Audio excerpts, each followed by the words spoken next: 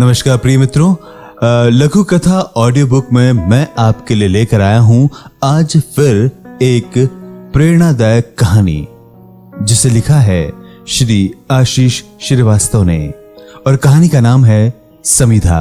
तो लीजिए शुरू करते हैं कहानी समिधा। भैया, लगता है यज्ञ के लिए जितनी लकड़ियां लाए थे उतनी वहां नहीं है, जरा चलकर देखिए तो। लकड़ियां गायब हो रही हैं? कैसी बात कर रहे हो? भैया ने देखा तो पाया कि लकड़ियां वाकई कम बची है, जबकि अभी यज्ञ प्रारंभ भी नहीं हुआ। यह भला किसकी शरारत हो सकती है?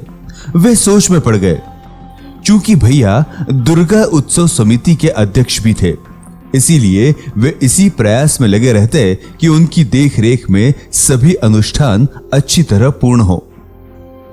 कुछ देर सोचने के बाद भैया ने किसी को कुछ कहने से पहले ही पांडाल के बाहर सीसीटीवी कैमरे लगवा दिए। दरअसल बात यह है कि इस बार कोरोना महामारी के कारण भव्य झांकी स्थापित नहीं की जा सकती थी, इसीलिए दुर्गा उत्सव समिति ने निर्णय लिया कि नवरात्र में आध्यात्मिक ऊर्जा से परिपूर्ण 9 कुंडीय यज्ञ करा लिया जाए, जिसमें संक्रमण से प्राणी मात्र को बचाने की प्रार्थना भी की जाएगी। इसमें बहुत कम लोगों को शामिल होने की अनुमति दी गई थी। सब कुछ योजना के अनुसार ही चल रहा था कि खुले मैदान में रखी लकड़ियां कम हो गई। आश्चर्य यह था कि भला ऐसी महामारी के दौर में जब लोग अनजान वस्तु को छूने में भी भयभीत हो रहे हैं, तब अनुष्ठान की लकड़ियां कौन ले जाएगा? यह प्रश्न सबके मस्तिष्क में कौंधने लगा। सबने तय किया कि थोड़ी बहुत लकड़ी गायब हो जाने के लिए क्या शिकायत दर्ज कराई जाए। हाँ, यदि रंगे हाथों कोई पकड़ा जाता है तो बहुत अच्छा। यही सोचकर बाकी लकड़ियां वहीं रहने दी गई। अगले दिन जब सीसीटीवी कैमरे के फुटेज देखे गए तो सभी हतप्रभ रह गए। एक वृद्धा कपकपाते हाथों से बोरी में लकड़ियां भरकर ले जा रही थी। फुटेज देखने के बाद सभी एक दूसरे का मुंह ताकने लगे। किसी ने कहा, अरे ये बुजुर्ग अम्मा तो वही है जो अक्सर मोहल्ले में घूमती दिख जाती है। हाँ, मैंने भी कई बार देखा है। पहचान होते ही भैया जी साथियों के साथ उस वृद्धा की झुग्गी में पहुंच गए। देखा तो झुर्रीदार चेहरे और चितकबरे बालों पर जमे राख के कण लिए वृद्धा फूकनी से फूक फूक कर चूल्हे पर रोटियां बना रही है। सामने बैठे 2 बच्चे खाना खा रहे थे। लड़कों को द्वार पर आया देखकर अम्मा कहने लगी, हाँ बेटा, अब अधिक चला फिरा नहीं जाता, इसीलिए मैं ही लकड़ियां उठा लाई ताकि इन बच्चों के लिए खाना बना सकूं। भगवान तुम लोगों का अनुष्ठान सफल करे।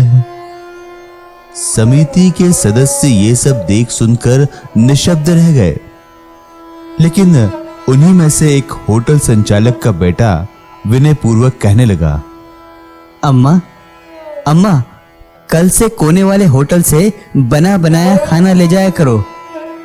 अब और भटकने की जरूरत नहीं है आपको। इतना सुनते ही बूढ़ी अम्मा की रुलाई फूट पड़ी। रोते रोते ही आशीर्वाद देते हुए कहने लगी, जीते रहो बेटा, जीते रहो।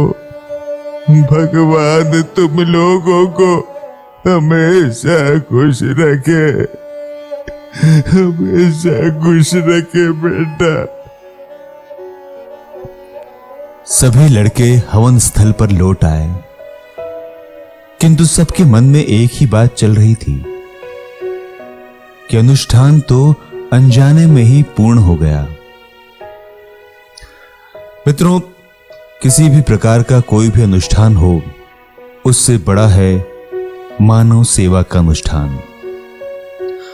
मानव सेवा एक ऐसा अनुष्ठान है जिससे भगवान भी खुश होते हैं। हमारे ग्रंथों में कहा भी गया है, नर सेवा नारायण सेवा।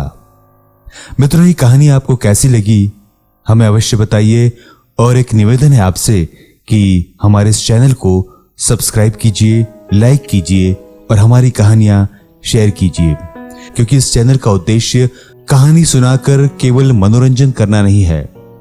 इस चैनल का उद्देश्य है कि जिस प्रकार से हमारी दादी नानियां कहानी सुनाया करती थी और हमारे संस्कार एक पीढ़ी से दूसरी पीढ़ी की तरफ आगे बढ़ते चले जाते थे। मित्रों, कहीं न कहीं इस मोबाइल के जमाने में ये परंपरा खत्म सी हो गई है। हमारा उद्देश्य है इस कहानी सुनाने की परंपरा को आगे बढ़ाया जाए। धन्यवाद।